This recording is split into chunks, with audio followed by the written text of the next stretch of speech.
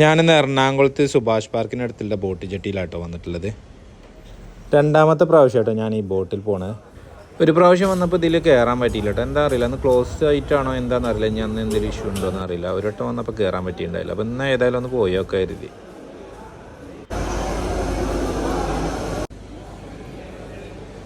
ഇന്ന് സൺഡേ ആയതുകൊണ്ട് നല്ല തിരക്കാട്ടോ.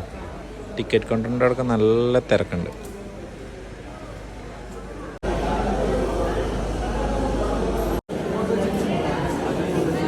ഞങ്ങൾ മൂന്നാളാണ്.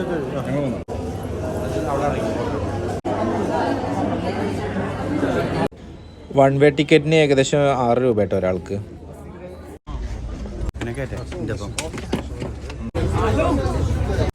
അടിപൊളി, സീറ്റ് ഫുള്ളായിക്കണ്.